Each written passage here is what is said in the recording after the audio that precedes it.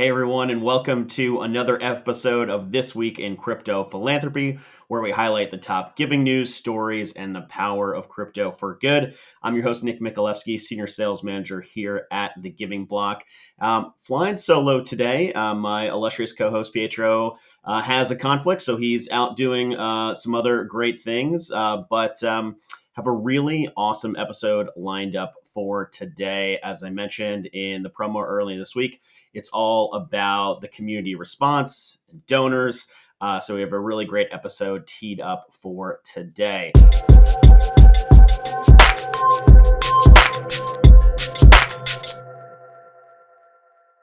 There's only two bullet points on the list. So we're going to talk about our new emergency response fund with everything that's going on with Hurricane Helene.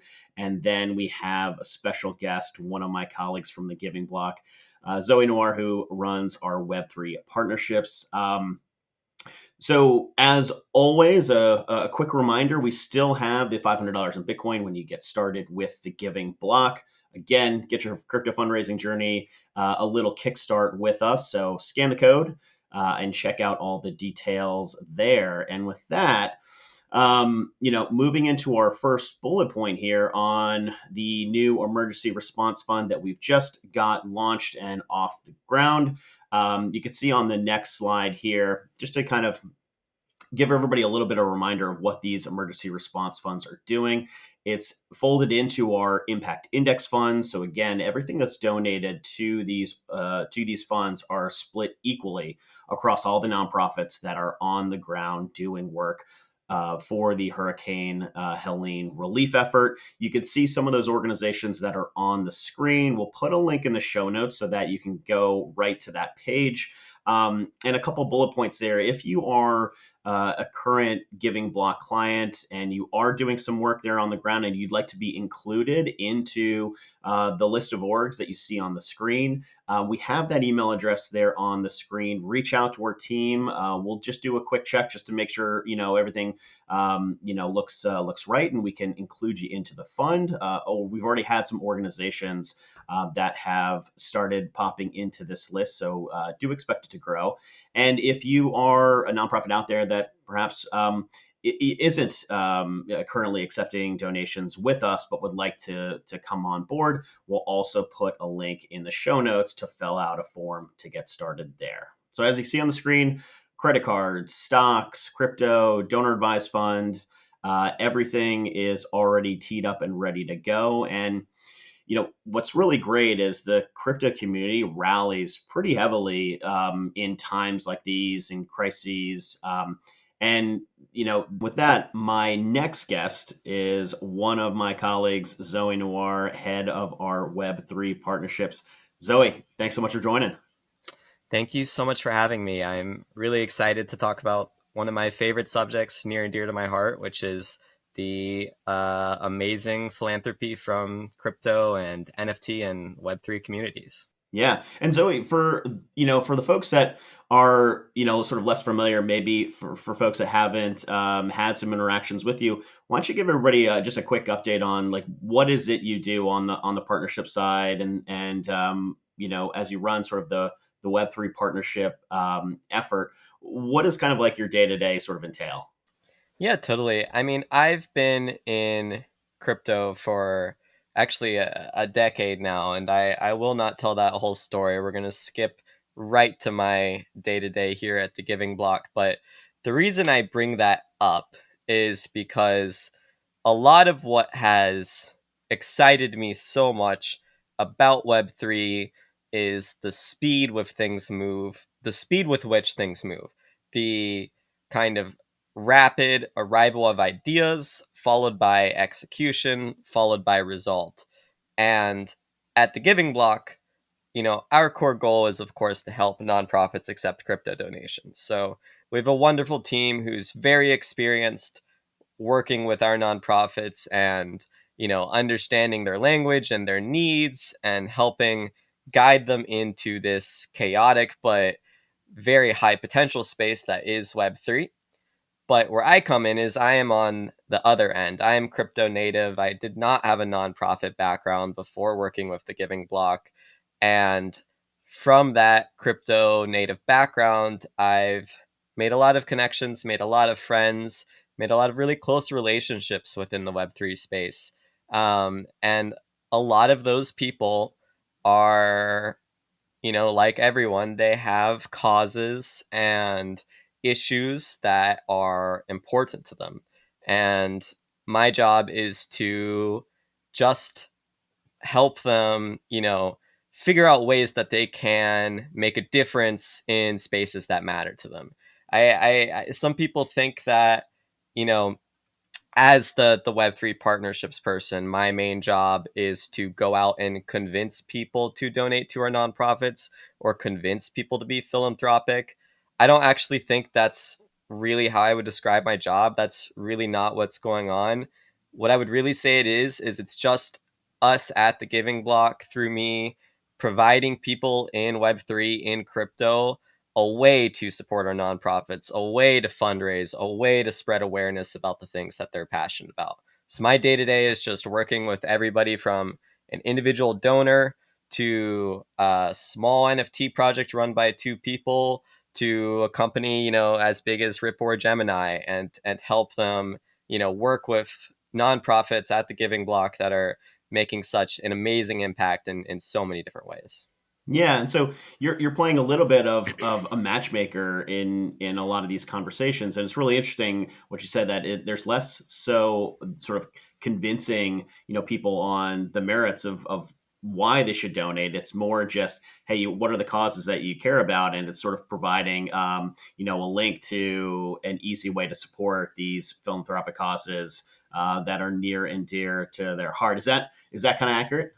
I think that's very accurate. Yes, you use the term matchmaker, and I think that's a good description. But your point about what I've been saying, yeah, it's less about convincing and more about enabling and empowering. I do think is really important. And it's, if there's like one message that I try to get across to people when they ask me about my work, it is that angle. When we started out at the Giving Block, one of our biggest pitches to donors was the tax benefits, right? This is very real and it still exists. And we still want to pitch that to people. We still want to remind people that there are tax benefits to donating crypto over fiat.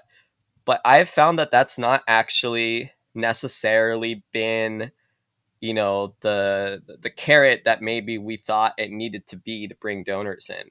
Honestly, I think a lot of people are kind of at heart want to make a difference. They want to give back, they want to volunteer, they want to do something, and often they just don't feel like they have the ability to. A big investor who has a lot of funds may be aware about, okay, I could donate, and that's real. We love those people and they make great work, but what I think people are finding out in the Web3 space is that you don't need to be, this top trader. You can actually be, just a member of a small NFT community and get together, pick something that you're all passionate about, and raise quite a bit of money and have, this huge impact. It feels good. It does good. There's kind of like no downside to it. And all of that happens without necessarily this, initial stuffier kind of pitch of the tax benefits. Not to Yeah. denigrate the tax benefits. Those are real. Don't forget about tax benefits. No, I mean, I love that. I mean, that's I totally agree with a lot of the things said. It's one of the reasons why I love the space. Everybody is philanthropy is just such a core part of the community. It's great that it's something that's baked in, and fantastic that we play a role in sort of guiding people to, like you said, an easy way to enable a lot of those hopes and dreams that they have in this community. Talk about some of the big, I don't want to say like wins, but I mean the community has done so much across these last few years. Talk to the folks here about some of the really great things that you've had a hand in, and ways that you've made some of these really meaningful connections.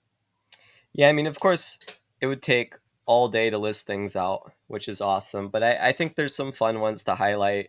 I kind of last minute, selected a couple things that here are specifically related to disaster response. So we've seen crypto companies and DAOs and NFT projects support every cause you can imagine, whether it be healthcare or DeSci, decentralized science, or hunger aid, or things like that. But with the recent Hurricane Helene, I think now's a good time to actually talk about the impressive ways that Web3 has acted as kind of emergency disaster response. And anybody at the Giving Block will tell you that when these crises happen, for us, it is a really fast moving, like high pace event to, get a fundraising page up and have everything ready so that people can support. And the reason for that is that's the speed of crypto, right? These communities are reaching out to us, as soon as a headline hits and saying, "How can I help?" And here I have, a couple just screenshots of tweets and some news articles from stuff that happened last year. Last year there was also devastation in Maui in 2023. That was something that was very big for the crypto space. The company Ripple put up $50,000 in matching funds for the Giving Block's Maui Emergency Response Fund. You were mentioning those funds earlier. Shift4 CEO Jared Isaacman put up matching funds. And then we saw lots of really amazing NFT projects pop up to support the people of Maui, as well as some of the other islands that were, affected by the crisis. And I think what's cool about this is that this is an NFT project. You can see the artwork here, these flowers. It's a generative art that was inspired by local fauna in the region, of course. So this is a project that was ground up philanthropic. It's not something that was like you know Facebook 10 years later, it's $1 billion company. Now they have some money to donate. This is something that from the very start was about making a difference. On the right, I have, a couple examples of the responses to the earthquakes that hit Turkey and Syria last year. Those were incredibly devastating. And something very key about those was it was actually very difficult to get funding and people on the ground there, just because of the infrastructure involved. And crypto became a key way to make that happen for a variety of our nonprofits. And we saw a lot of communities from OK Bears to, even just like somebody tweeting out a donation link for Doctors Without Borders, one of our clients. And, everybody in the replies posting, "Hey, I donated $50 in Ethereum. Hey, I donated $50 in Solana. Who's next?" Yeah, that's awesome. And it makes me wonder, like, if for our nonprofit folks that are watching this, describe maybe how where some of these things start. Is it on the donor side with in talks with this community? Are people coming to you saying, "Hey, we'd like to spin up something around this cause area"? Do you get some nonprofits that are coming to you saying, "Hey, how do we get involved with something like this?" Or we saw that we were tagged in a post about this. Talk a little bit about where some of this stuff starts from, and where you get involved in these conversations. And I think it'll be really helpful for our nonprofits to kind of know, like, where are these things kind of percolating, and how, what are some of the ways that they can work with you on that? Look, it's really all of the above. I'm gonna give maybe what I would say are the two kind of biggest or most common scenarios, right? Um, eh, every option you listed has happened, but I would say there's kind of two major scenarios. One scenario is that you know a nonprofit has a social media post about the work they're doing, um, say in this case, responding to an earthquake, right?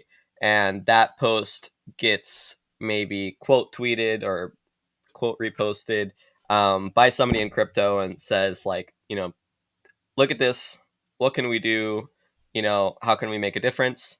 and pretty fast people will come together and they'll come up with an idea, whether it be an NFT project or a peer-to-peer fundraiser or something like that. And then in those cases, they'll either just go to the Giving Block client nonprofit's website and use that donation link and do it themselves, or they'll come to us via DMs and ask for some support or some guidance or things like that. That's definitely a real scenario where somebody sees a nonprofit talking about the work they're doing and it bleeds into the crypto community. I would say probably the most common scenario and the one that definitely tends to end up in the highest numbers is a crypto donor or community or company or project comes to us and says, "Hey, we've been hearing about the, disaster relief efforts in Maui right now. What can we do?" They don't necessarily have a nonprofit in mind. They don't necessarily even have like a plan of action in mind. They just want to get something done. And because we're so experienced with, doing all sorts of fundraisers from a, charity poker tournament to an NFT project to whatever, we can usually figure out what's the best fit for them and their community and give them some advice on how to get that going. And then we could provide, a short list of nonprofits that match what they are looking for the most. And if you don't mind, I could go into a bit about what I think crypto donors are looking for, if that would be of interest. Absolutely. Let's hear it. I think our nonprofit listeners would love that. For sure. So I think that there's some sort of people in the nonprofit space that I've talked to over the years have had kind of different images in their heads about like, what does a crypto donor want from us? Like, what do they want out of our nonprofit? Sometimes there's anxiety that there's going to be really high demands or like, a lot of work required for the nonprofit. Um, this really isn't the case. I would actually say, this phrasing may be a little crude, but I would actually say the bar is pretty low. Honestly, a lot of people who have donated crypto have had the experience of they donate crypto, it goes to the nonprofit, they feel good about it, they're excited about it. That's end of story. The idea that a nonprofit could tweet out a thank you, or even better, tweet out, "Hey, OK Bears donated $10,000 thanks to their NFT fundraiser. That's 5,000 meals for refugees." An impact statement like that and a reference to the donor is like the dream for a lot of these projects. A lot of what they want is, you know, not something super crazy, some, kind of life term, everybody get, the crypto tattooed on their arm or something. They want acknowledgement, and more than acknowledgement, they want an impact statement, a message about what the result of their effort was. They want to, kind of here's what we accomplished, as opposed to just having the money go there. You feel good, but that's kind of it. Hearing about where that money went, either the next day or even kind of down the line, I think is one of the things they want the most. Sometimes we'll have nonprofits hop on Twitter Spaces or on live streams with those communities, and you will never see those communities so excited, which is really funny because there are scenarios where those communities, maybe they're a meme coin and their price goes up, and they're very excited for that.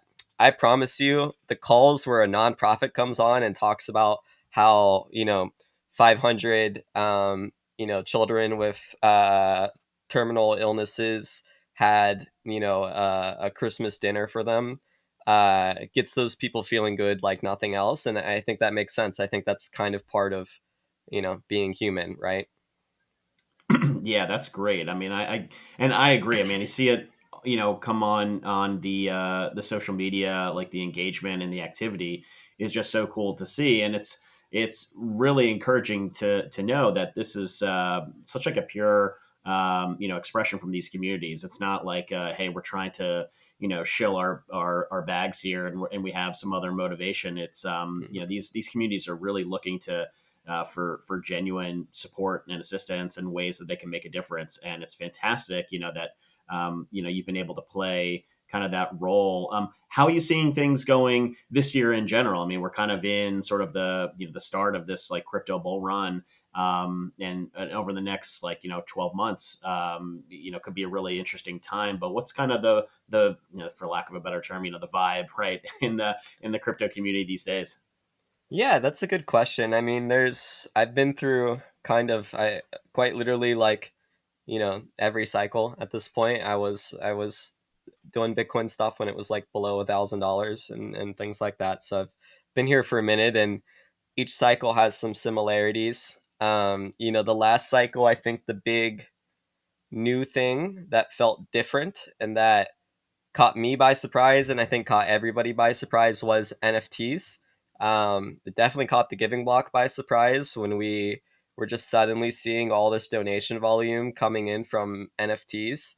Um, and while we are still working with some major NFT projects, some of the more, kind of professional, well run ones are still there. I think the equivalent of that this cycle has been the meme coin, right?